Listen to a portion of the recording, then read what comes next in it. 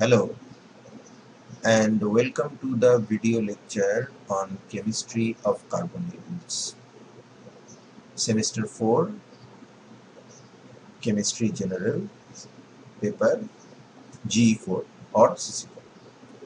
এখানে আমাদের আলোচনার বিষয় হচ্ছে কার্বনিল কম্পাউন্ডের কেমিস্ট্রি। এখন কার্বনিল কম্পাউন্ড মানে সেটা হচ্ছে সি ডাবল বন্ডেড ও এই ফাংশনাল গ্রুপটা যেখানে থাকবে, যে কম্পাউন্ডের মধ্যে থাকবে তাকে আমরা জেনারেলি কার্বনিল কম্পাউন্ড বলে থাকি। এটা একটা খুব ইম্পর্টেন্ট ফাংশনাল গ্রুপ এবং অনেক অর্গানিক কম্পাউন্ডের মধ্যে একে দেখতে পাওয়া যায়। অলরেডি আমরা যখন কার্বক্সিলিক অ্যাসিড নিয়ে আলোচনা করেছি বা কার্বক্সিলিক অ্যাসিড ডেরিভেটিভদের নিয়ে আলোচনা করেছি, সেখানে আমরা এই ফাংশনাল গ্রুপটাকে দেখেছি। যেমন কার্বক্সিলিক অ্যাসিডের সি ডাবল বন্ডেড OH গ্রুপটা থাকে। কার্বক্সিলিক অ্যাসিড ডেরিভেটিভ যেমন acid chloride, acid amide, anhydride, ester, সব কিছুর মধ্যেই এই সি ডাবল বন্ডেড গ্রুপটা থাকে। তবে প্রিসাইজলি বলতে গেলে ওই কম্পাউন্ডগুলোকে আমরা কার্বনিল কম্পাউন্ড বলে ধরি না।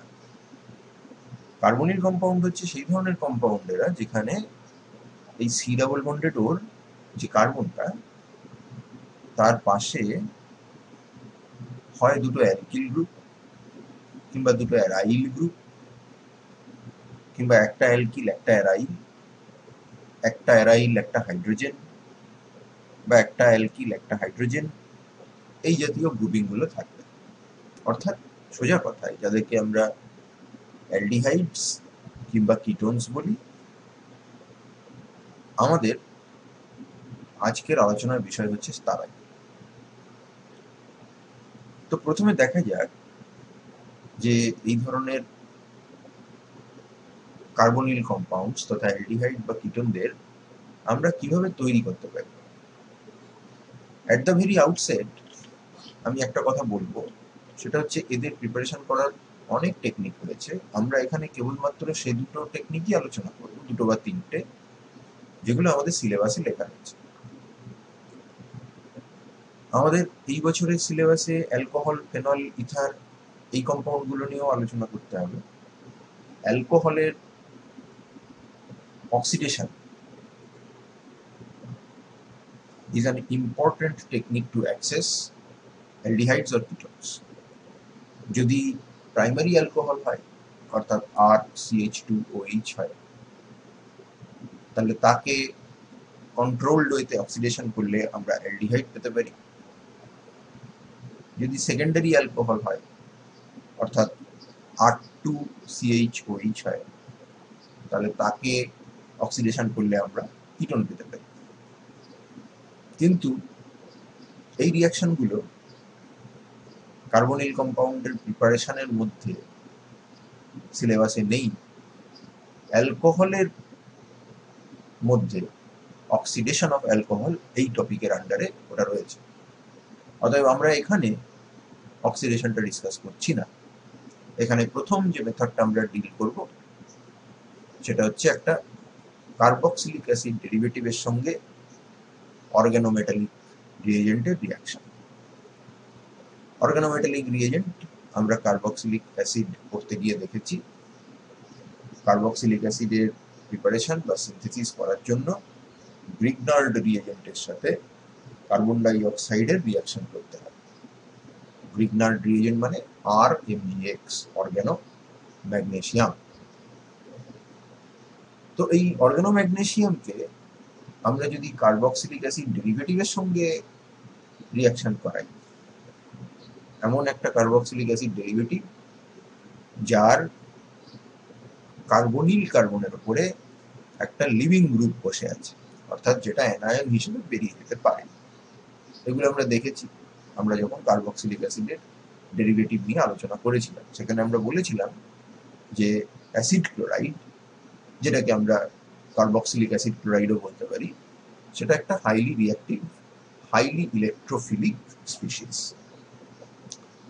তার সঙ্গে যদি আমরা একটা কার্বনায়নের সোর্স অর্থাৎ অর্গানো ম্যাগনেসিয়ামের রিয়াকশন করাই, অর্গানোম্যাগনেসিয়ামে কার্বন নেগেটিভলি পোলারাইজড, কারণ ম্যাগনেসিয়াম ইলেকট্রোপজিটিভিটি কার্বনের থেকে অনেক বেশি, অতএব এই কার্বনটার মাথায় আমরা ভাবতে পারি একটা ছোট্ট নেগেটিভ চার্জ রয়েছে। তাহলে এটা একটা কার্বন আয়নের সোর্স, এবং কার্বন আয়ন নিউক্লিওফাইল হিসেবে কাজ করতে পারে।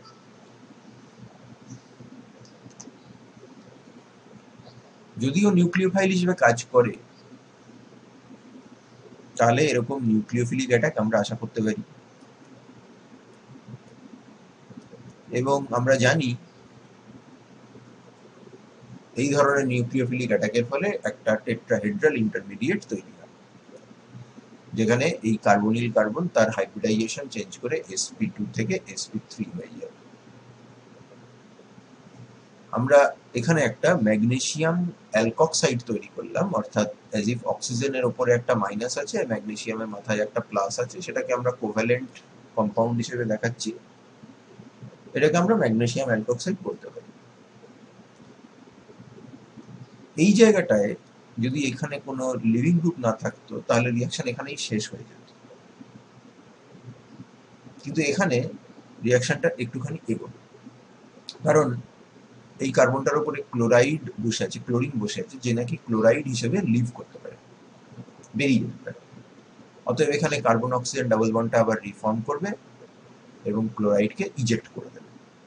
যদি করে দেয়, খেয়াল করে দেখো, আমরা এখানে একটা কিটোন ডেরিভেটিভ পেয়ে গেছি, যেখানে এই অংশটা আমার অ্যাসিড ক্লোরাইড থেকে এসেছে, আর এই R1 এই পার্টটা সাপ্লাই করেছে অর্গানোম্যাগনেসিয়াম। তাহলে এটা একটা ভালো টেকনিক হতে পারে কিটোন তৈরি করা।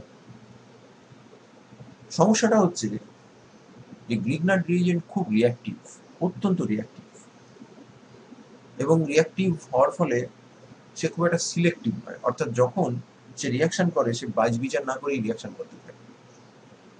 এবং সেই জন্যই অ্যাসিড ক্লোরাইডের সাথে যখন গ্রিগনার্ডকে রিয়াকশন করতে বলা হয়, তখন মিডিয়ামে যে কিটোন প্রোডাক্টটা তৈরি হচ্ছে, যেহেতু তার কার্বনিল কার্বনটাও ইলেকট্রোফিলিক, অর্থাৎ গ্রিগনার্ড এখানেও রিয়াকশন করতে পারে,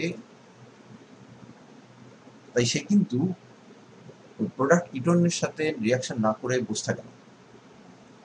অ্যাসিড ক্লোরাইডের সাথে যেরকম রিয়াকশন করে, তেমন মিডিয়ামে তৈরি হওয়া কিটোন প্রোডাক্টের সাথেও সে রিয়াকশন করে। আর যদি কিটোন প্রোডাক্টের সাথে রিয়াকশন করে, আর আমাদের উদ্দেশ্য যদি কিটোন বানানো হয়, তাহলে এই রিয়াকশনটা সাকসেসফুল হবে না।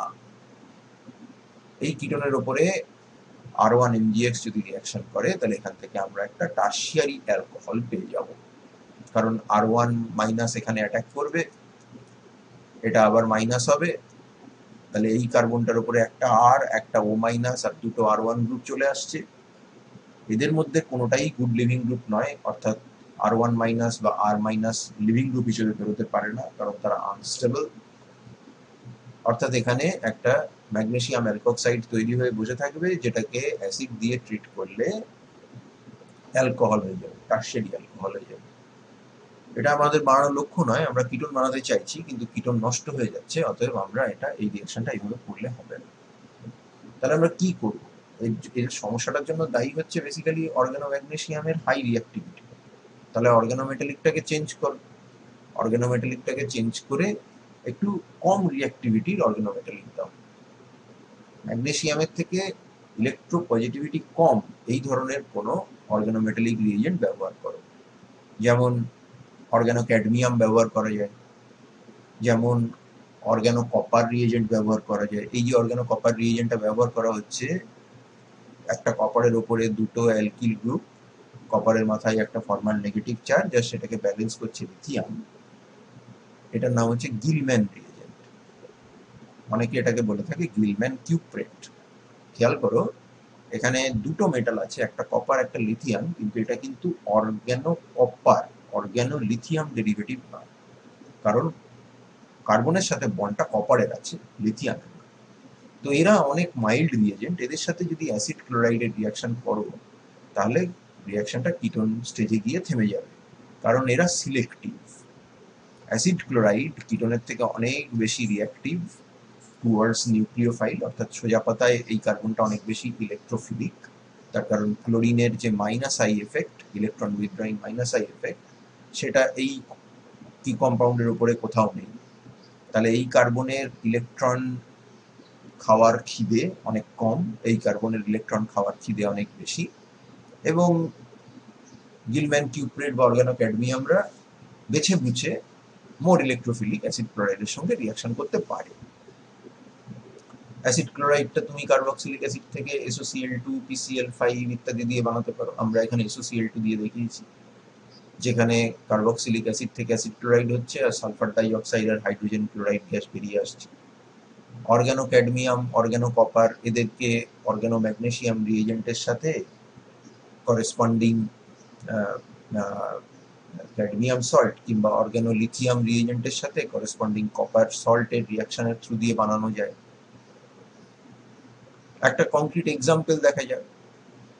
এক্সাম্পলটা হচ্ছে, আমরা একটা সাইক্লোহেক্সাইল কার্বক্সিলিক অ্যাসিড নিয়েছি, এটাকে SOCl2 দিয়ে হিট করলে করেসপন্ডিং অ্যাসিড ক্লোরাইড হয়েছে। তার সঙ্গে আমরা Me2CuLi দিচ্ছি, তার মানে এখানে মিথাইল ঢুকবে, ক্লোরিন বেরোবে, আমরা এখানে একটা সাইক্লোহেক্সাইল মিথাইল কিটোন তৈরি করতে পারব। রিয়াকশনটা ড্রাই ইথার মিডিয়ামে করা হচ্ছে, যেটা অর্গানো মেটালিক কম্পাউন্ডের রিয়াকশন সাধারণত যে মিডিয়ামে করা হয়ে থাকে।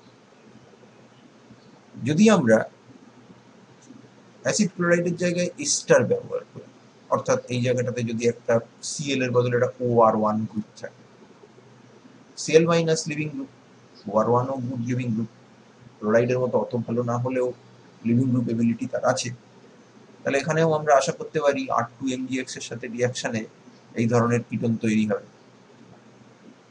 কিন্তু এখানে সিচুয়েশনটা আরো খানিকটা কমপ্লিকেটেড।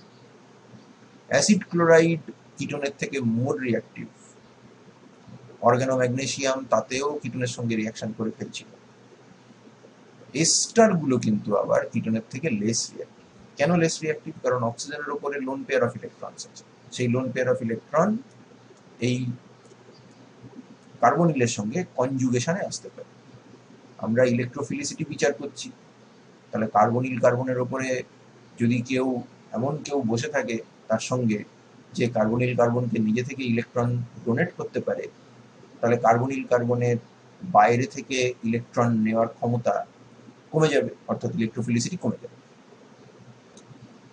এস্টারের যে অক্সিজেন, তার মাথায় থাকা লোন পেয়ার সে কিন্তু ডোনেট করতে পারে, এবং কার্বন আর অক্সিজেন যেহেতু একই পিরিয়ডে আছে, তাদের অরবিটাল সাইজের ম্যাচিং হয়, এবং এই জন্য ডোনেশনটা বেশ ভালো। Chlorine on the other hand অন্য পিরিয়ডে আছে, তার অরবিটালের সাথে কার্বনের অরবিটালের সাইজ অত ভালো ম্যাচিং হয় না, সেই জন্য তার ডোনেশনটা খুব একটা ভালো হয় না। সেই জন্য আমরা যখন অ্যাসিড ক্লোরাইড নিই, তখন ক্লোরিনের minus I effect, electron withdrawing এফেক্টটাকে আমরা গুরুত্ব দিই বেশি, আর এস্টারের ক্ষেত্রে এই OR1 বা অ্যালকক্সি গ্রুপটার প্লাস আর এফেক্টটাকে আমরা গুরুত্ব দিই বেশি। তাহলে টেট্রাহেড্রাল ইন্টারমিডিয়েট তৈরি হলো, এবং তারপর সেখান থেকে কিটোন হলো। কিটোনে এই ধরনের কনজুগেশন বা রেজোনেন্স করার মতো কেউ নেই, তাহলে কিটোনের এই কার্বনটা is more electrophilic than that of ester.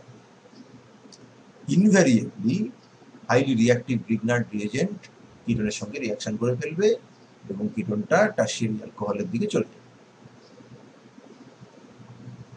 তাহলে এটাকে কোনোভাবে বন্ধ করা যায় কি? দুটো উপায়ে তুমি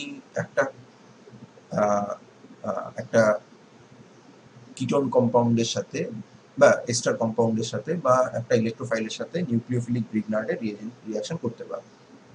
একটা হচ্ছে তুমি তোমার রিয়াকশন ভেসেলের মধ্যে এইটাকে নিলে, আর বাইরে থেকে এটাকে ড্রপ ওয়াইজ অ্যাড করলে। যখন তুমি এস্টারকে তলায় নিয়েছো, ওপর থেকে গ্রিগনার্ড রিএজেন্টকে অ্যাড করছো, তখন at any given instant, any given moment, গ্রিগনার্ডের কনসেন্ট্রেশন কিন্তু মিডিয়ামে কম আছে। গ্রিগনার্ড যখনই এখানে পড়ছে সে রিয়াকশন করছে।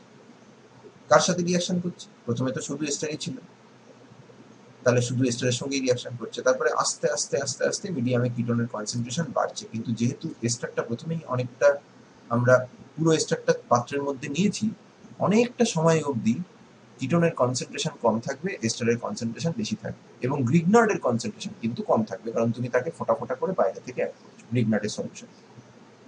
তাহলে এই যে সিচুয়েশনটা, এই সিচুয়েশনে গ্রিগনার্ড এস্টারের সঙ্গে রিয়াকশন করবে বেশি, কারণ ও এস্টারকে বেশি দেখতে পাচ্ছে। যার সাথে দেখা হবে তার সাথেই তো রিয়াকশন করবে। কিটোনকেও অত দেখতে পাচ্ছে না, কারণ কিটোনের কনসেন্ট্রেশন আস্তে আস্তে বিল্ড আপ করছে, আর গ্রিগনার্ড প্রচুর পরিমাণে রিয়াকশন মিডিয়ামে নেই। এবার একটু উল্টো জিনিসটা ভাবা যায়, যদি আমরা এটাকে উল্টো করি, সাধারণত উল্টোই করে। যদি গ্রিগনার্ড রিজনকে তলায় নেওয়া হয় আর এস্টারটাকে বা এস্টারের সলিউশনটাকে ফোঁটা ফোঁটা করে বাইরে থেকে অ্যাড করা হয়, তাহলে কিন্তু তোমার অবস্থা খুব খারাপ। তার কারণ এস্টার খুব অল্প পরিমাণে পেলো, প্রচুর সংখ্যায় গ্রিগনার্ড রিএজেন্ট রয়েছে, এস্টার রিয়াকশন করলে ইমিডিয়েটলি করে কিটোন তৈরি করলো। এবার কিটোন ওই এক ঝাঁক গ্রিগনার্ড রিএজেন্টের মধ্যে কোনোভাবেই বেঁচে থাকবে না, সার্ভাইভ করবে না। চক্র বুঝে অভিমন্যু ঢুকে যাওয়ার পর অভিমন্যু যেরকম আর বেরোতে পারেননি, কিটোন ওখানে বেঁচে বেরোবে না, যেহেতু প্রচুর পরিমাণে গ্রিগনার্ড রয়েছে। গ্রিগনার্ডরা ওকে চেপে ধরবে এবং এই রিয়াকশনটা করে টারশিয়ারি অ্যালকোহল তৈরি করে ফেলবে বা টারশিয়ারি অ্যালকোক্সাইড তৈরি করে ফেলবে, যেটাকে ওয়ার্কআপ করলে, অ্যাসিড দিয়ে ওয়ার্কআপ করলে আমরা অ্যালকোহল পাবো। অর্থাৎ আমার এস্টার থেকে কিটোন বানাতে গেলে আমাকে এনশিওর করতে হবে যাতে কিটোনটা গ্রিগনার্ডের সঙ্গে তার দেখা না হয়, অর্থাৎ গ্রিগনার্ড যেন তলায় না থাকে, ওপর থেকে যেন এস্টার অ্যাড করা না হয়। নর্মালি এইটাকেই বলা হয় নর্মাল এডিশন। আর যেটা আমরা আগে দেখলাম যে তলায় এস্টার, ওপর থেকে ফোটা ফোটা গ্রিগনার্ড, তাকে বলা হয় ইনভার্স এডিশন।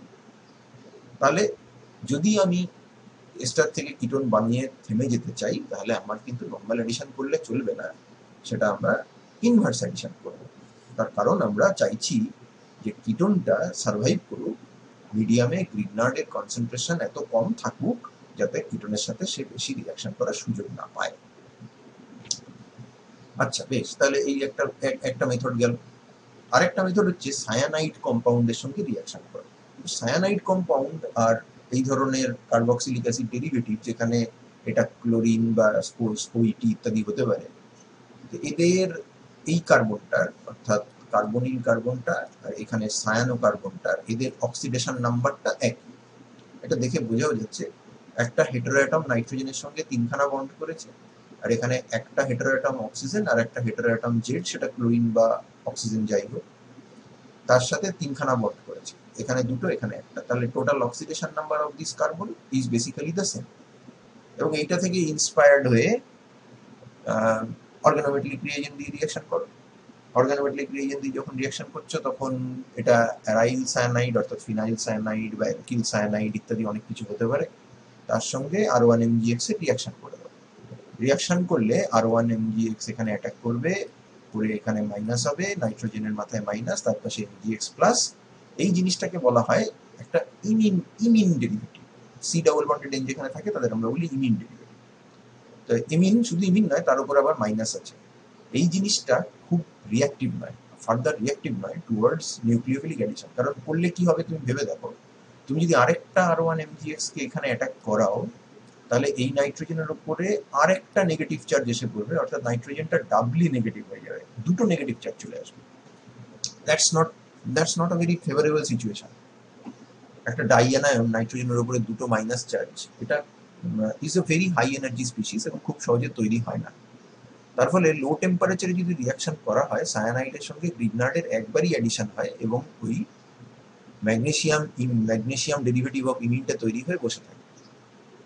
এইবার এটাকে যদি কেউ অ্যাসিড দিয়ে ট্রিট করে, তাহলে প্রথমে এই অ্যাসিডটাতে প্রোটনেশন হবে, অ্যাসিডটা প্রোটনেট করবে ইমিনটাকে, ইমিন ডেরিভেটিভ তৈরি হবে এবং ইমিন ডেরিভেটিভটা কিন্তু এই অ্যাকুয়াস অ্যাসিডিক মিডিয়ামে আনস্টেবল, এটা হাইড্রোলিসিস হয়ে যায়, হাইড্রোলিসিস হয়ে গিয়ে কার্বনিল কম্পাউন্ড তৈরি করে এবং এখান থেকে অ্যামোনিয়া বেরিয়ে আসে, যেটা অ্যাসিডিক মিডিয়ামে অ্যামোনিয়াম সল্ট হিসেবে পড়ে থাকে। তাহলে এই মেথডটা কিন্তু আমরা ইউজ করতে পারি। এরকম একটা দুটো এক্সাম্পল দেখি। ফিনাইল সায়ানাইডের সাথে MEmGI এর রিয়াকশন, তাহলে আমি বুঝবো কি করে যে কি হচ্ছে ব্যাপারটা। খেয়াল করে দেখো, আমাদের এই যে প্রোডাক্ট কিটোন, সেটার এই অংশটা এসেছে সায়ানাইড থেকে, এই অংশটা এসেছে জল থেকে ইমিনের হাইড্রোলিসিসের ফলে, কারণ অ্যাকচুয়ালি এই পুরো পার্টটা এসেছিল সায়ানাইড থেকে আর এই পার্টটা এসেছিল গ্রিগনার্ড থেকে, তার মানে এই পার্টটা গ্রিগনার্ড থেকে এসছে। তাহলে এখানে আমি দিয়েছি PHCN তাহলে এমজিআই দিয়ে রিয়াকশন করলে এইটা তৈরি হবে, যেখানে এটা এসেছে ফিনাইল সায়ানাইড থেকে, এটা এসেছে গ্রিগনাট থেকে, এবং এটাকে H2O+ দিয়ে হিট করলে এই নাইট্রোজেনের জায়গায় অক্সিজেন হয়ে যাবে এবং আমরা এই কম্পাউন্ডটা পাবো, যেটার নাম হচ্ছে অ্যাসিটোফেনন। অ্যাসিটোফেনন। যদি আমরা প্রোপাইল সায়ানাইড নিই, MECH2CH2Cl, তার উপর ফিনাইল ম্যাগনেসিয়াম ব্রোমাইড দিয়ে ট্রিট করলে করেসপন্ডিং ইমিন সল্টটা তৈরি হলো। এটাকে H3O+ দিয়ে হিট করলে ইমিন হবে, সেটা হাইড্রোলাইজড হয়ে তৈরি হবে আরেকটা অ্যারোমেটিক কিটোন, যার কার্বনিল কার্বনের একদিকে ফিনাইল আছে আর আরেকদিকে আমরা পেয়েছি প্রোপাইল গ্রুপটা। তার মানে বেসিক্যালি এই ইউনিটটা সাপ্লাই করছে তোমার সায়ানাইড কম্পাউন্ডটা। অক্সিজেনটা আসছে ওয়াটার থেকে, অক্সিজেন আসার আগে ওখানটায় নাইট্রোজেন ছিল, সেটাও সায়ানাইড থেকে এসছে। আর এই দিকের পার্টে যে ইউনিটটা থাকবে সেটা সবসময় আসছে তোমার গ্রিগনাট রিয়েজেন্ট। আচ্ছা, ভালো কথা, বোঝা গেল। ফাইনাল যে প্রিপারেশনটা আমরা দেখবো সেটা অ্যালডিহাইড তৈরিতে আমাদের কাজে লাগে, কারণ এখনো অবধি আমরা কিন্তু অ্যালডিহাইড তৈরি করিনি। যদিও থিওরিটিক্যালি তুমি যদি এই আর এর জায়গায় হাইড্রোজেন নাও এবং ইনভার্স এডিশন করো, তাহলে তোমার এখানে কিন্তু কিটোনের জায়গায় অ্যালডিহাইড তৈরি করতে পারবে। এই জায়গাতে যদি তুমি হাইড্রোজেন নাও, তুমি বলতে পারো যে অ্যাসিড ক্লোরাইড দিয়ে, ফর্মিক অ্যাসিডের অ্যাসিড ক্লোরাইড দিয়ে যদি অর্গানোক্যাডমিয়ামের সাথে রিয়াকশন করি তাহলে তো অ্যালডিহাইড হবে। কিন্তু প্রবলেম হচ্ছে ফর্মিক অ্যাসিডের acid chloride is unstable. Formic অ্যাসিডের অ্যাসিড ক্লোরাইডটা এই হাইড্রোজেন ক্লোরাইড এবং কার্বন মনোক্সাইডে ভেঙে যায় এবং সেই জন্য এটাকে আইসোলেট করা যায়। HCOCl ভীষণ আনস্টেবল কম্পাউন্ড। আবার এই কথা তুমি বলতে পারো যে আচ্ছা, তাহলে এই জায়গায় যদি এই অ্যারাইল গ্রুপ বা সায়ানাইড না নিয়ে আমি যদি হাইড্রোজেন নিতাম, তাহলে HCN হতো, হাইড্রোসায়ানিক অ্যাসিড হতো। সেই হাইড্রোসায়ানিক অ্যাসিডের সঙ্গে R1NGX এর রিয়াকশনে আমরা তাহলে তো এখানটায় হাইড্রোজেন পেতাম, তাহলে আমার R1CHO তৈরি হতো, অ্যালডিহাইড তৈরি হতো। একটু ভেবে দেখো, HCN বেসিক্যালি একটা অ্যাসিড কিন্তু, হ্যাঁ, আর গ্রিগনাট মানে হচ্ছে R1-। তো এই সমস্ত জায়গায় R1কে আমরা কার্বনের সাথে রিয়াকশন করেছি, কার্বনটা ইলেকট্রোফাইল, গ্রিগনাটটা নিউক্লিওফাইল। কিন্তু যে জিনিসের মাথায় মাইনাস চার্জ আছে সে তো একটা বেস হিসেবেও কাজ করতে পারে।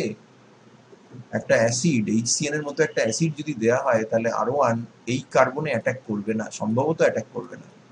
ও কি করবে, এই মাইনাসটা গিয়ে এই প্রোটনটাকে খেয়ে নেবে এবং সায়ানাইডকে বের করে দেবে। জাস্ট অ্যাসিড বেস রিয়াকশন হবে, অর্থাৎ এখান থেকে তুমি R1H পাবে, অ্যালকেন পাবে, কোনো অ্যালডিহাইড পাবে না, বা পেলেও খুব সামান্য পাবে।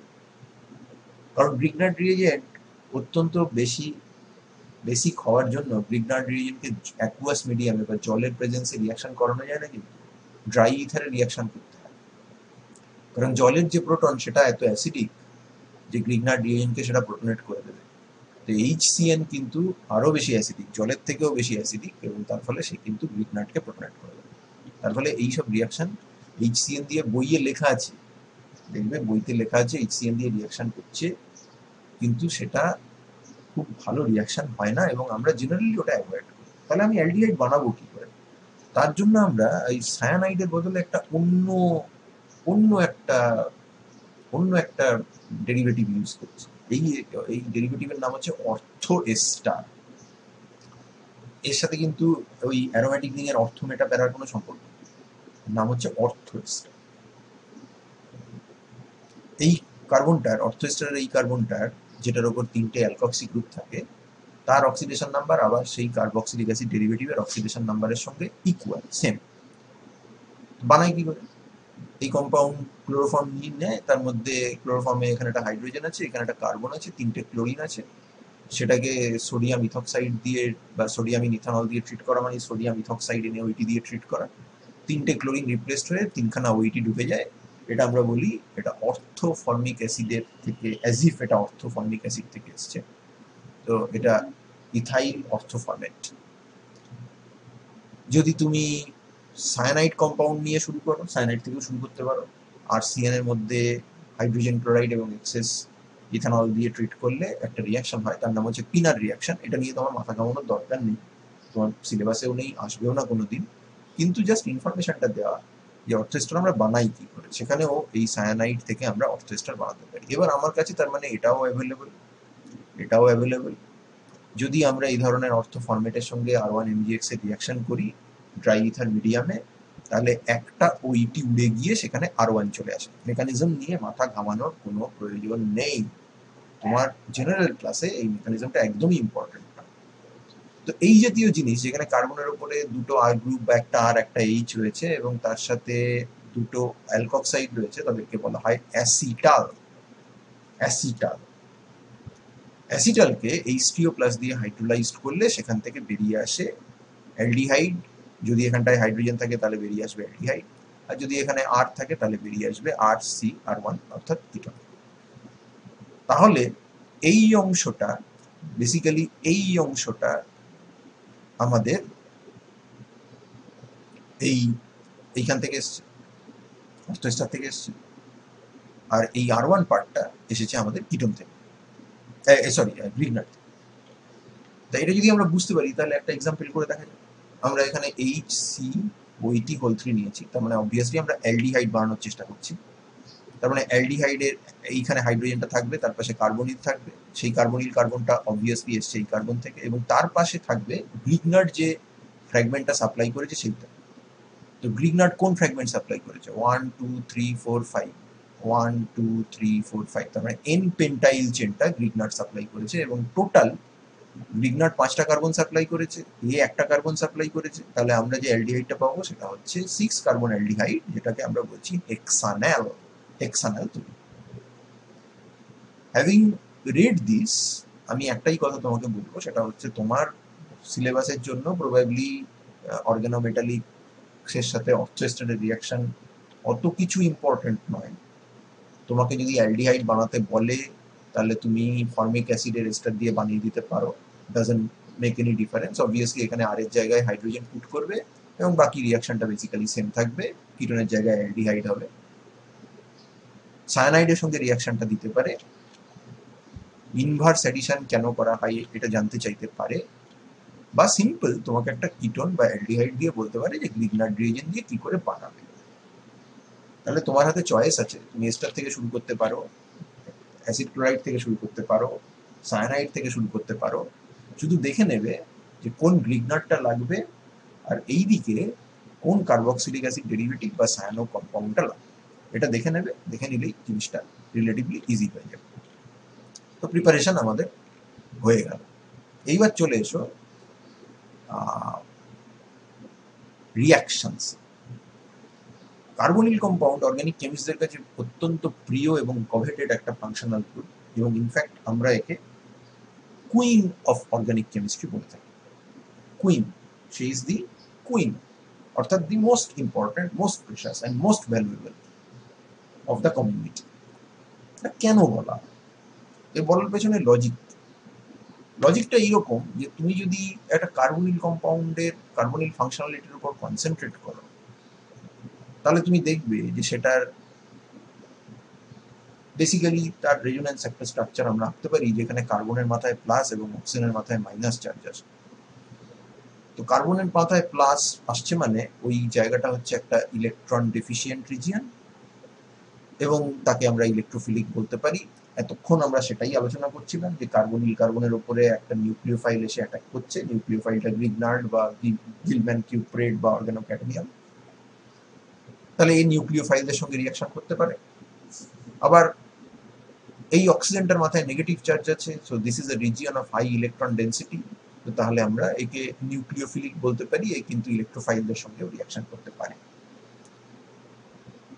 অ্যাডিশনালি আমরা যদি একটুখানি ডালপালা মিলি, তাহলে আমরা দেখবো যে কার্বনের পাশের কার্বন, যেটাকে আমরা সাধারণত আলফা কার্বন বলি, তার উপরে কোনো হাইড্রোজেন থাকলে সেই হাইড্রোজেনটা রিলেটিভলি অ্যাসিডিক হয়। অ্যাসিডিক মানে অর্থাৎ তার মধ্যে যদি বেস দেওয়া হয় তাহলে এই হাইড্রোজেনটাকে ও ডিপ্রোটনেট করতে পারে। ডিপ্রোটনেট করলে একটা অ্যানায়ন তৈরি হবে, যেটাকে আমরা বলে থাকি conjugate base of the carbonyl. এই কনজুগেট বেস অফ দ্য কার্বনিলে কার্বনের উপর মাইনাস চার্জ থাকলেও সেটা কিন্তু resonance stabilized by conjugation with the neighbouring C double bonded O,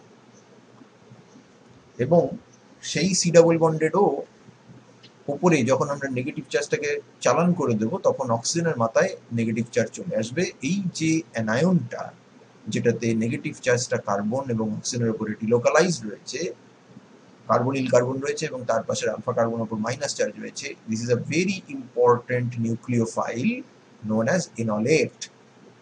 inlet, কারণ খেয়াল করো এই জায়গাটা ডাবল বন্ড আছে, তাহলে অ্যালকিনের ইন, আর এইখানটায় ও মাইনাস, অর্থাৎ অ্যাজ ইফ সেটা অ্যালকোহল থেকে এসছে, ওইচ থেকে ও মাইনাস হয়েছে, অ্যাজ ইফ আমরা সেটা ভাবতে পারি। তাহলে ইন প্লাস অল, এইখান থেকে তৈরি হলো এনল। এনলের অ্যানায়ন, তাহলে তাকে কি বলা হয়? এনলেট। কার্বক্সিলিক অ্যাসিডের অ্যানায়নকে বলা হয় কার্বক্সিলেট, তাহলে এনলের অ্যানায়নকে বলা হবে এনলেট। এই জিনিসটা অ্যাকচুয়ালি নিউক্লিওফাইল হিসেবে কাজ করতে পারে, এবং নিউক্লিওফাইল হিসেবে কাজ করার সময় সে দু জায়গা দিয়ে রিয়াকশন করে। কখনো অক্সিজেনের থ্রু দিয়ে ইলেকট্রোফাইলকে অ্যাটাক করে, কখনো কার্বনের থ্রু দিয়ে ইলেকট্রোফাইলকে অ্যাটাক করে। অর্থাৎ তার দুই রকমের নেচার, একটা ডাইকোটমি রয়েছে, এবং এই ধরনের ডাইকোটমি থাকার জন্য একে বলা হয় অ্যাম্বিডেন্ট নিউক্লিওফাইল।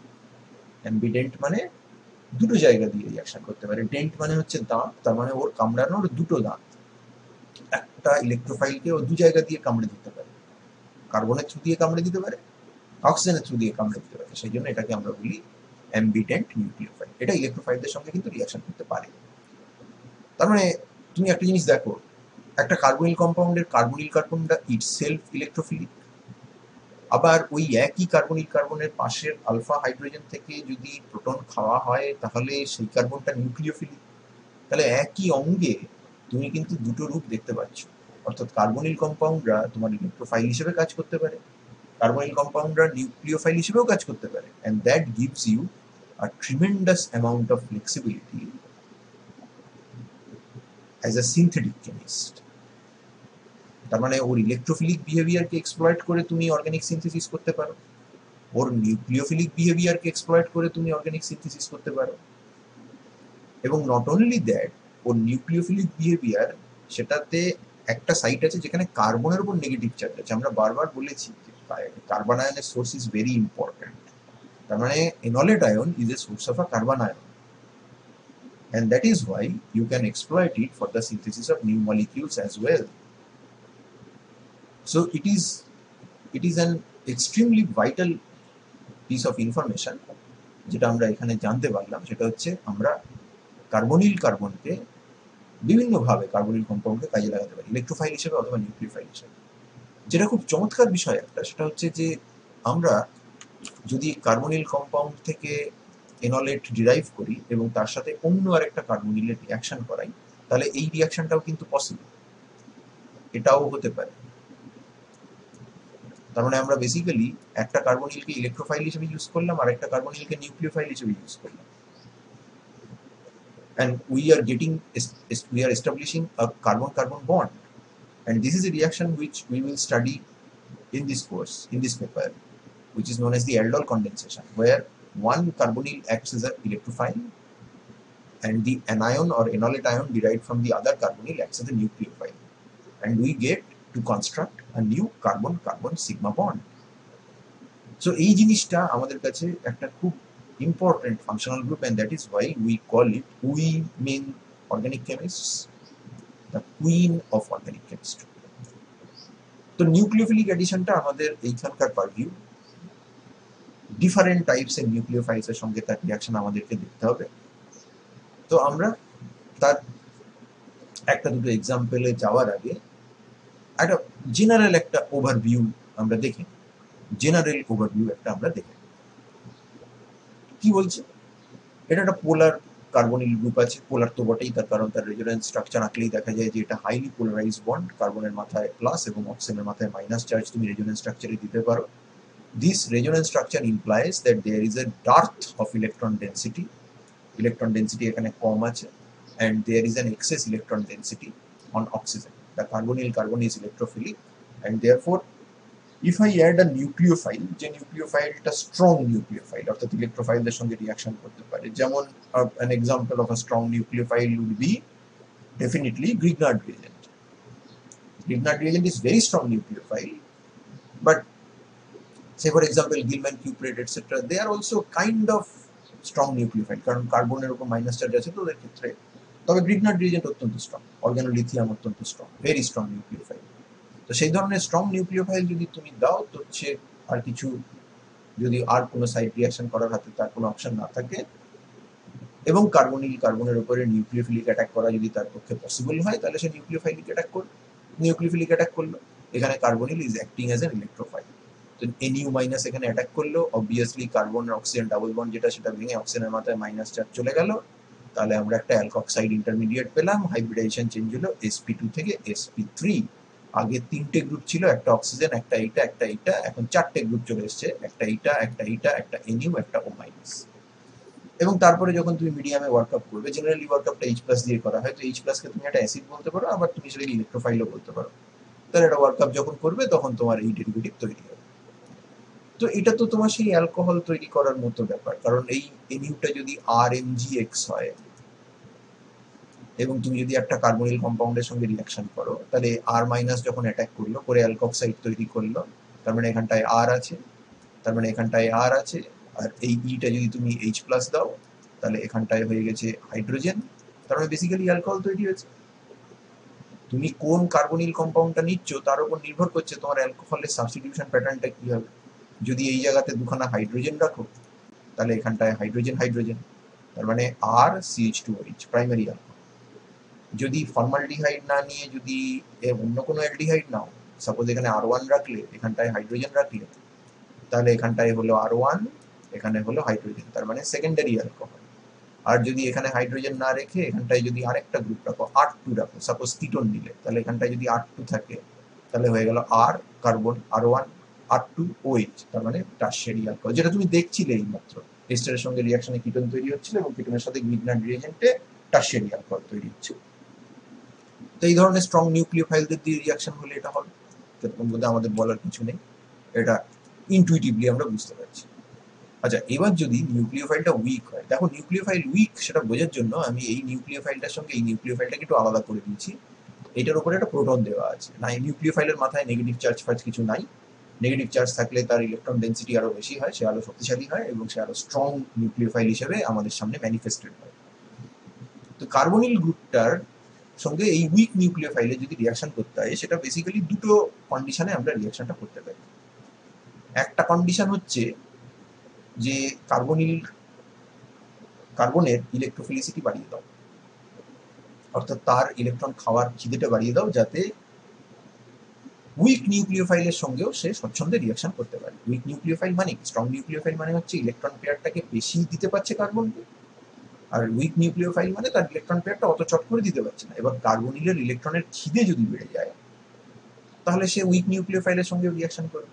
তো উইক নিউক্লিওফাইলের সঙ্গে যখন রিঅ্যাকশন করবে, তখন ওই sp2 ট্রাইগোনাল প্ল্যানার যে আমাদের কার্বনিল কার্বনটা আছে, সেটাকে অ্যাক্টিভেট করতে হবে। এটাকে বলা হয় ইলেকট্রোফিলিক অ্যাক্টিভেশন। এটা করা হয় অ্যাসিড ক্যাটালিস্ট দিয়ে। কি ব্যাপারটা কি? ব্যাপারটা কিছুই না, এটা হচ্ছে মিডিয়ামে অ্যাসিড দাও, H+ দাও। তো H+ দিলে কি হবে, এই কার্বনিলটা তার যে অক্সিজেনের উপরে যে লোন পেয়ারটা আছে, আমি আগেই বলেছিলাম যে এটা নিউক্লিওফিলিক এন্ড তথা বেসিক এন্ড, এটা H+ বা ইলেকট্রোফাইলের সঙ্গে রিঅ্যাকশন করতে পারে, তাহলে ও বেস হিসেবে কাজ করবে এবং প্রোটনেশন হবে। প্রোটনেশন হওয়ার ফলে এই কার্বনের ইলেকট্রোফিলিসিটি বেড়ে গেল। এটাকে আমরা একটু ফ্যান্সি একটা টার্ম ইউজ করেছি, সেটা হচ্ছে অক্সোকার্বেনিয়াম ইন্টারমিডিয়েট। অক্সোকার্বেনিয়াম মানে তুমি এই জায়গায় যদি রেজোনেন্স স্ট্রাকচার আঁকো, তাহলে অক্সিজেনের মাথায় প্লাস চার্জকে নিউট্রালাইজ করতে গেলে তুমি কার্বনের মাথায় প্লাস চার্জ আনবে। So it is a carbenium ion as well as which is attached to an oxygen which can share the positive charge. That is why we call it the oxocarbenium ion intermediate. But এতে ইলেকট্রোফিলিসিটি বাড়লো কি করে বুঝবো? খুব simple. Carbonyl কার্বনের ওপরে কেউ যদি নিউক্লিওফিলিক অ্যাটাক করতে চায়, তাহলে কার্বনিল কার্বনের মাথায় কতটা পজিটিভ চার্জ আছে সেটা ইম্পর্টেন্ট। কার্বনিল কার্বনের উপর কতটা পজিটিভ চার্জ আছে সেটা ডিপেন্ড করছে যে এই অক্সিজেনটা কতটা ইলেকট্রন টানছে তার উপরে। যদি বেশি ইলেকট্রন টানে, তাহলে কার্বনিল কার্বনের উপর বেশি ইলেকট্রন ডেফিসিয়েন্সি থাকবে, প্লাস চার্জের ডেন্সিটি বেশি হবে, নিউক্লিওফাইল নাচতে নাচতে অ্যাটাক করবে।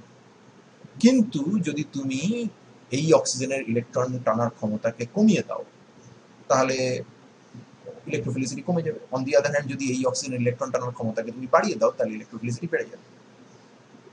That is exactly what you are doing. অক্সিজেনের উপরে তুমি প্লাস চার্জ দিয়েছো, তো অবভিয়াসলি এটা কমন সেন্স যে এই অক্সিজেন, যেটা নাকি নিউট্রাল, সে যত ভালো ইলেকট্রন টানতে পারে, এই positively charge, formally positive charge অক্সিজেনটা আরো বেটার ইলেকট্রন টানবে, অর্থাৎ এই ইলেকট্রন শিফটটা আরো বেশি ফেভারেবল, এবং এই কার্বনটার উপরে প্লাস চার্জের ডেন্সিটি এই কার্বনের উপরে প্লাস চার্জের ডেন্সিটির থেকে বেশি হবে। অর্থাৎ এক কথায় প্রোটোনেটেড কার্বনিল কার্বনের ইলেকট্রন ডেফিসিয়েন্সি এমনি কার্বনের ইলেকট্রন ডেফিসিয়েন্সির থেকে বেশি প্রোটোনেটেড কার্বনিলটা ইলেকট্রন ডেফিসিয়েন্ট, আরো বেশি ইলেকট্রন ডেফিসিয়েন্ট, সোজা কথায় আরো বেশি ইলেকট্রোফিল। তো যদি ইলেকট্রোফিলিক হয় তাহলে এবারে ওই কার্বনিলকে প্রোটোনেট করা হয়েছে, এবার সেখানে মিডিয়ামে ঘাপটি মেরে বসেছিল উইক নিউক্লিওফাইল, সে এর সাথে রিয়াকশন করতে পারে না, এইটা কিন্তু পারে না।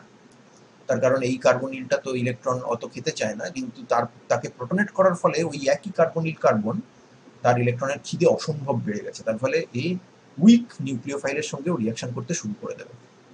রিয়াকশন হলো, তোমার টেট্রাহেড্রাল ইন্টারমিডিয়েট হলো, sp2 থেকে sp3 হলো, হওয়ার পরে এই যে নিউক্লিওফাইলের গায়ে যে প্রোটনটা সেটা বসেছিল এবার সেটা বেরিয়ে যাবে, কারণ তোমার প্রোডাক্ট কিন্তু আগের মতোই NU আর OE বা OH তুমি যাই বলো। তাহলে এবার এখানে তো OH অলরেডি আমরা পেয়েই গেছি, কারণ আমরা তো মিডিয়ামে একটা H+ দিয়েছিলাম। এবার তাহলে এই প্রোটনটাকে ছেড়ে দাও, এই প্রোটনটাকে ছেড়ে দিলেই তুমি তোমার ডিজায়ার্ড জায়গায় পৌঁছে যাবে। তা এই যে প্রোটনটাকে তুমি ছেড়ে দিলে তার মানে এই প্রোটনটা মিডিয়ামে রিজেনারেটেড হলো, এই প্রোটনটা রিজেনারেটেড হলো, তুমি একটা প্রোটন এখানে খরচা করেছিলে, তারপরে আবার সেটা প্রোটনটা মিডিয়ামে রিজেনারেটেড হলো, বেরিয়ে এলো, তাহলে আমরা কি বলতে পারি, H+টা এখানে ক্যাটালিস্ট হিসেবে কাজ করছে। আমরা বলতে পারি তো যে H+ এখানে ক্যাটালিস্ট হিসেবে কাজ করছে, আমরা এটা বলতে বাধ্য যে এখানে H+ ক্যাটালিস্ট হিসেবে কাজ করছে। তাহলে এই জিনিসটাকে আমরা বলবো addition of an weak nucleophile to carbonyl carbon where the carbonyl carbon is activated towards nucleophilic addition by protonation, and this is an example of an nucleophilic addition taking place under acid catalysis. এটা হলো তোমার fundamental একটা reaction যেটা week নিউক্লিওফাইলের সঙ্গে কার্বনিলের হয়।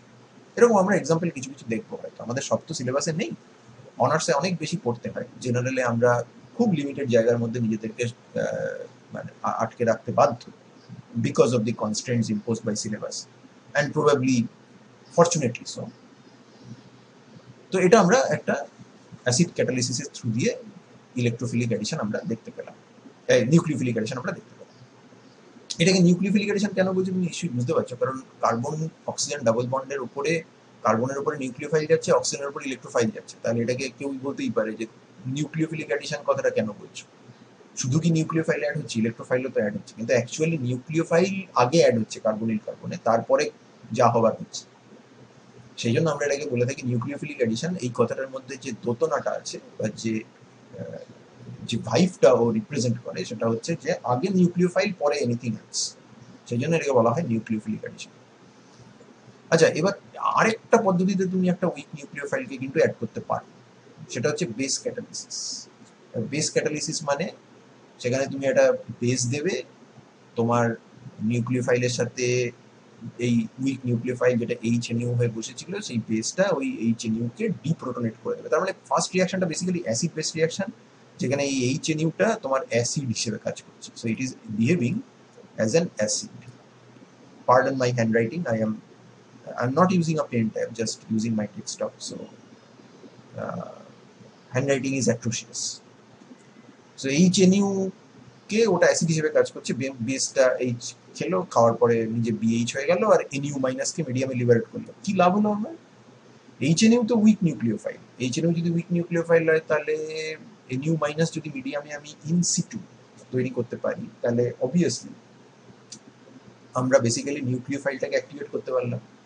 HNU কার্বনিলের সাথে reaction করতে পারে না, যদি না কার্বনিলকে তুমি প্রোটোনেট করতে পারো। এখানে প্রোটোনেশনের কোনো গল্প নেই, কারণ মিডিয়ামে বেস আছে, সেই বেস মিডিয়ামে তো তুমি H+ দিতে পারো না, বেস বি মাইনাসের প্রেজেন্সে যদি H+ দাও তো B মাইনাস H+ কে সঙ্গে সঙ্গে খেয়ে নিয়ে BH হয়ে বসে থাকবে, তো অবভিয়াসলি এখানে তুমি H+ দিতে পারবে না। কিন্তু এখানে তুমি যেটা করছো সেটা হচ্ছে বেস দিয়ে তুমি কার্বনিলকে অ্যাক্টিভেট করছো না, তুমি নিউক্লিওফাইলটাকে অ্যাক্টিভেট করে দিচ্ছ। নিউক্লিওফাইলকে যে অ্যাক্টিভেট করছো তো NU মাইনাস হয়ে যাচ্ছে, NU মাইনাস এবারে ওই কার্বনিল কার্বনকে অ্যাটাক করছে, অ্যাটাক করার পরে এখানে আমাদের করেসপন্ডিং টেট্রাহেড্রাল ইন্টারমিডিয়েট তৈরি হলো, যেখানে অক্সিজেনের উপরে মাইনাস চার্জ আছে। এবার এই অক্সিজেনের উপর মাইনাস চার্জ, এটা তো একটা বেস, তাহলে মিডিয়ামে একটা অ্যাসিড আছে বিএইচ, যেটা আমি একটু আগে বানিয়েছি। তাহলে এবার এই বিএইচ এর প্রোটনটা কেউ খেয়ে নেবে এবং খেয়ে নিয়ে নিজে আমাদের যে টার্গেট মলিকিউল সেটাতে পৌঁছে যাবে। তো এই বিএইচ থেকে প্রোটন খেলে আর কি বেরোয়, সেটা হচ্ছে বি মাইনাস বেরোয়। খুব সহজ কথা। তো যদি বি মাইনাস বেরোয় তাহলে সেটা তো রিজেনারেটেড হলো। তো সেটা যদি রিজেনারেটেড হয় তাহলে সেটা তো ভালো, রিজেনারেটেড হলে তো ভালো। তার মানে এক্ষেত্রে বি মাইনাসটা কি আমাদের ক্যাটালিস্ট হিসেবে কাজ করছে। তার মানে এটা কিন্তু বেস ক্যাটালিসিস, যেখানে নিউক্লিওফাইলকে অ্যাক্টিভেট করে এই রিয়াকশনটা আমরা করতে পারলাম। অর্থাৎ অ্যাসিড ক্যাটালিস্টের মূল প্রতিপাদ্য বিষয় হচ্ছে কার্বনিলকে প্রোটনেট করো, মোর ইলেকট্রোফিলিক বানিয়ে দাও compare to non protonated carbonyl, weak nucleophile দিয়ে অ্যাটাক করো। আর বেস ক্যাটালিসিসে আমরা অ্যাক্টিভেট করছি HNU নামক উইক নিউক্লিওফাইলকে, সেটাকে NU মাইনাসে কনভার্ট করো, which is more nucleophilic than HNU. So the nucleophilicity, that is the ability to react with an electrophile, that actually improves. এরপরে আমরা যদি ওর রিয়াকশনটার অ্যানাটমিটা একটু বিচার করার চেষ্টা করি, সেখানে আমরা একটা জিনিস দেখব যে সমস্ত কার্বনিল কম্পাউন্ড নিউক্লিওফিলিক অ্যাডিশনে কিন্তু ইকুয়ালি রিঅ্যাক্টিভ নয়। কার্বনিল কম্পাউন্ডকে আমরা যদি এইরকম একটা প্লেনের মধ্যে রাখি, যেখানে এটা আমরা বলতে পারি মেবি এক্স অ্যাক্সিস, এটা আমরা বলতে পারি ওয়াই অ্যাক্সিস, আর এটা বলতে পারি জেড অ্যাক্সিস। তাহলে এই sp2 হাইব্রিডাইজ কার্বনটা প্ল্যানার, সেটা XY প্লেনে আছে। নিউক্লিওফাইল যখন অ্যাটাক করে তখন নিউক্লিওফাইল কিন্তু এরকম লম্বভাবে অর্থাৎ পারপেন্ডিকুলারলি আসে না, সে একটুখানি অবটিউজ অ্যাঙ্গেল রচনা করে। অবটিউজ অ্যাঙ্গেলটা কার রেসপেক্টে ধরতে হবে, এই কার্বনিলের যে সি ডাবল বন্ডেড ওর যে ইন্টারনিউক্লিয়ার অ্যাক্সিস অর্থাৎ এক্স অ্যাক্সিসটা, তার সঙ্গে নিউক্লিওফাইলের অ্যাপ্রোচটা মোটামুটি একটা 107 degree angle, which is very close to the ideal tetrahedral angle 109 degree, সেই রকমভাবে আসে। এটা খুব সহজ কথা, যদি তুমি আর গ্রুপগুলোকে প্রচুর সাইজটা বাড়িয়ে দাও, ওদের ওদের সাইজটা যদি বিরাট বড় হয়ে যায়, ওরা যদি বিরাট মোটা সোটা হয়, খুব বাল্কি হয়, তো নিউক্লিওফাইল ওখানে ঢুকতে গেলে প্রবলেম ফেস করবে, এবং যে হিন্ড্রেন্সটা তৈরি হবে তাকে আমরা বলি স্টেরিক হিন্ড্রেন্স। স্টেরিক হিন্ড্রেন্স, একটা বাসের মধ্যে তুমি দাঁড়িয়ে আছো, তোমার পাশে একটা অসম্ভব মোটা লোক দাঁড়িয়ে আছে, তাহলে তুমি উসখুস করছো, তোমার ধাক্কা লাগছে, কষ্ট হচ্ছে, সে যদি নেমে যায় তাহলে তুমি মনে মনে খুশি হবে, কারণ তুমি একটু হাত পা ছড়িয়ে যেতে পারো। তাহলে একই জায়গায় যদি দুটো একই মলিকিউলের দুটো পোর্শন বা দুটো আলাদা আলাদা মলিকিউলের দুটো আলাদা পোর্শন যদি একই জায়গার জন্য স্পেস, 3 ডাইমেনশনাল স্পেসের জন্য কম্পিট করে, তাহলে যে স্ট্রেনটা তৈরি হয় বা হিন্ড্রেন্সটা তৈরি হয় তাকে আমরা বলি স্টেরিক স্ট্রেন বা স্টেরিক হিন্ড্রেন্স। তো এই আর এর সাইজ যত বড় হবে তত এই NU মাইনাসের এর কাছে ঘেঁষে অ্যাটাক করতে গেলে প্রবলেম হবে। যেমন ধরো দুটো এক্সাম্পল নেওয়া হয়েছে, একটা হচ্ছে অ্যাসিটন, সেখানে দুটো গ্রুপ হচ্ছে মিথাইল, তাহলে এখানে 3খানা করে হাইড্রোজেন আছে। আরেকটা আমরা নিয়েছি ডাই টার্সিয়ারি বিউটাইল কিটোন, অর্থাৎ এখানে 3টে মিথাইল আছে, এখানে 3টে মিথাইল আছে, তার মানে টোটাল এখানে 6টা মিথাইল গ্রুপ আছে। তো ইট স্ট্যান্ডস টু রিজন যে এই মিথাইলের সাইজ বা তার যে স্পেসের ওপর তার যে ডিমান্ড, সে যতটা জায়গা দখল করে থাকতে চায়, হাইড্রোজেন মোটেও তার থেকে অনেক ওই জায়গা দখল করে না, অনেক কম জায়গা দখল করে। তাহলে এবার একই নিউক্লিওফাইল যদি অ্যাসিটনের উপরে কার্বনিল কার্বন অ্যাটাক করতে আসতে চায়, আর যদি ডাইটারশিয়ারি বিউটাইল কিটোনের উপরে কার্বনিল কার্বনের অ্যাটাক করতে আসতে চায়, তো অবভিয়াসলি ডাইটারশিয়ারি বিউটাইল কিটোন ওকে বেশি রেজিস্ট করবে। নিউক্লিওফাইলটা কি হবে, মেবি এখানে আস্তে আস্তে গিয়ে ধাক্কা খেয়ে বেরিয়ে যাবে, তারপরে রিয়াকশনটা হবে না। আর ওই একই নিউক্লিওফাইল কিন্তু অনেক সহজে এই কার্বনিল কার্বনকে অ্যাপ্রোচ করতে পারবে, কলিশন হবে, এবং কলিশন হওয়ার পর রিয়াকশনটা হবে। তা এই যদি হয় তাহলে সিস্টেমটা ডাইটারশিয়ারি বিউটাইল কিটোনটা মোর রিঅ্যাক্টিভ হওয়ার কথা। আমরা এটাকে আরো একটু অন্যরকম ভাবে ভাবতে পারি, সেটা হচ্ছে তুমি যখন প্রথমে নিয়েছিলে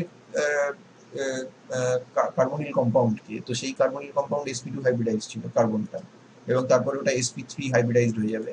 এখানে 3টে লিগ্যান্ড আছে, আর আর অক্সিজেন, এবং তারা আছে 120 degree apart, 120 degrees apart, as is the won't for কি আমাদের কার্বনিলের যে নর্মাল যে ডিস্ট্রিবিউশন আমরা দেখে থাকি sp2 হাইব্রিডাইজেশন। তাহলে এবার সেটা যদি sp3 হয়ে যায়, তাহলে প্রথম কথা হচ্ছে লিগ্যান্ডের সংখ্যা বেড়ে গেল, কার্বনের উপর 4টে লিগ্যান্ড আর আর NU ও মাইনাস, এবং তাদের মধ্যে অ্যাঙ্গুলার সেপারেশনও কমে গেল, 120 বদলে এখন হয়ে গেছে 109 ডিগ্রি। এইবার তার মানে আমরা এখানে বলতে পারি যে sp2 থেকে sp3 যখন হচ্ছে তখন সবসময় কিন্তু ক্রাউডিংটা বাড়ছে, আরো ভিড় হয়ে যাচ্ছে কার্বনিল কম্পাউন্ডের আশেপাশে। এবার যদি তুমি আর গ্রুপগুলোকে খুব বড় বড় নাও, তাহলে sp2 অবস্থায় যদি বা তারা থাকতে পারে, sp3 গেলে তাদের খুবই প্রবলেম হবে, তার কারণ আগে তারা একটা আরেকটার সঙ্গে 120 ডিগ্রি সেপারেশনে ছিল, এখন কিন্তু তাদেরকে তুমি স্কুইজ করে আরো কাছে নিয়ে চলে এসছো, কারণ অ্যাঙ্গুলার সেপারেশন 120 থেকে নেমে 109 হয়ে গেছে, তার মানে ভিড় বেড়ে গেছে। তা একটা ভিড় ঘরের মধ্যে দুটো মোটা লোক ছিল, এবার যদি তুমি সেখানে আরো 10টা লোককে ঢুকিয়ে দাও, তো মোটা লোক দুটোর আরো কষ্ট হবে, খুব স্বাভাবিকভাবে। এটা বডি শেমিং হচ্ছে না, জাস্ট আমি এক্সাম্পল দিয়ে বোঝানোর চেষ্টা করছি। এখানে জাজমেন্টাল হয়ে যাওয়ার কোনো কারণ নেই যে মোটা হলে খারাপ, রোগা হলে ভালো, আমি সেটা মোটেও বলতে চাইছি না। মোটা হওয়ার সুবিধা আছে, রোগা হওয়ার সুবিধা আছে, যে যেরকম সে সেরকমটা নিয়েই হ্যাপি থাকলে ভালো। কিন্তু আমি তোমাকে এক্সাম্পলটা দিতে চাইছি, বোঝাতে চাইছি যে কেন স্টেরিক হিন্ড্রেন্স জিনিসটা আসে, স্ট্রেনটা ফিল করে, এবং সেই জন্য স্ট্রেনটার জন্য তুমি মলিকিউলটাকে বেশ রিয়াক্টিভ দেখতে পাও। তো এইটা যদি আমাদের সত্যি হয়, তাহলে আমাদের এটা মেনে নিতে কোনো অসুবিধে নেই যে এই সিরিজটা লেফট টু রাইট, খেয়াল করে দেখো আমরা কি করছি, কার্বনের ওপরে প্রথমে ছোট্ট ছোট্ট সাবস্টিটিউয়েন্ট দিয়ে শুরু করছি, তার দুটো হাইড্রোজেন, এর থেকে ছোট হয় না, হাইড্রোজেনের থেকে ছোট আর কি হবে।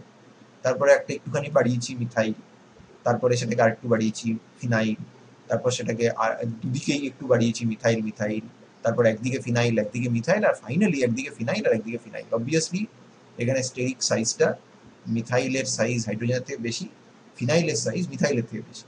তার মানে লেফট টু রাইট ক্রমাগত কার্বনিল কার্বনের উপরে size of the substituent increase করছে। Size of the substituent increase করছে মানে steric hindrance towards nucleophilic attack left to right increase করছে। অন দি আদার হ্যান্ড ঘুরিয়ে বলতে গেলে ফর্মালডিহাইড তার এইখানে যা ছিল তার তুলনায় এইখানে স্ট্রেন একটু বেড়েছে, কিন্তু সেই স্ট্রেনটা সে গ্ল্যাডলি অ্যাকসেপ্ট করে নেবে, কারণ দুটো হাইড্রোজেনের মধ্যে কতই বা ধাক্কাধাক্কি হবে। লাস্ট মেম্বার যেটা বেঞ্জোফেননে এইখানে দুটো ফিনাইল ছিল, তারা যা হোক করে কষ্টসৃষ্টে ছিল sp2-তে, কিন্তু যেই তুমি sp3-তে গেছো তখন সাংঘাতিক খারাপ অবস্থা, দুটো ফিনাইল কাছাকাছি চলেছে, স্কুইজড হয়ে গেছে। তার ফলে এই left to right nucleophilic addition করার ক্ষমতা যে কোনো নিউক্লিওফাইল কমে যাবে, এবং এই কার্বনিল কম্পাউন্ডের যদি তোমাকে রিঅ্যাক্টিভিটি অনুযায়ী সাজাতে বলে, তাহলে যত তুমি সাইজ বাড়াবে এবং যত সাবস্টিটিউয়েন্টের সংখ্যা বাড়াবে, হাইড্রোজেনকে সরিয়ে বড় বড় সাবস্টিটিউয়েন্ট নিয়ে আসবে, তত তার রিঅ্যাক্টিভিটি কমে যাবে। অর্থাৎ তোমাকে এটা দিতেই পারে ফর্মালডিহাইড অ্যাসিটালডিহাইড বেঞ্জালডিহাইড, বা ফর্মালডিহাইড অ্যাসিটালডিহাইড অ্যাসিটোন, এদেরকে তুমি সাজাও in order of increasing reactivity towards nucleophile. যদি তোমাকে সাজাতে বলে তাহলে তোমাকে বলতে হবে ফর্মালডিহাইডের যে কার্বনের উপরে যে সাবস্টিটিউয়েন্ট আছে তারা ছোট্ট ছোট্ট substituent, their steric size is very low, steric demand is very low. On the other hand যত আমরা এই সিরিজের লেফট টু রাইটে যাচ্ছি, steric demand of the substituents increasing, number of substituents আর অলসো ইনক্রিজিং, হাইড্রোজেনকে সরিয়ে আমরা অন্য জিনিস নিয়ে আসছি।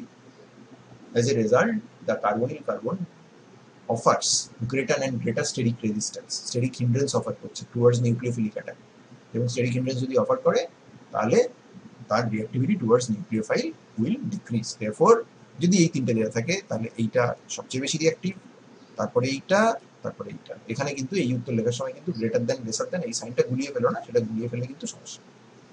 So our discussion will have to stop here. So we have done one class. I hope that you have enjoyed this lecture. In the next class, which I hope to provide you in the video lecture format, we'll be discussing with the electronic effect of substituents towards the nucleophilic addition, and we will also deal with the examples of the nucleophilic addition. Thank you for your patience, and I will hopefully see you in the next one.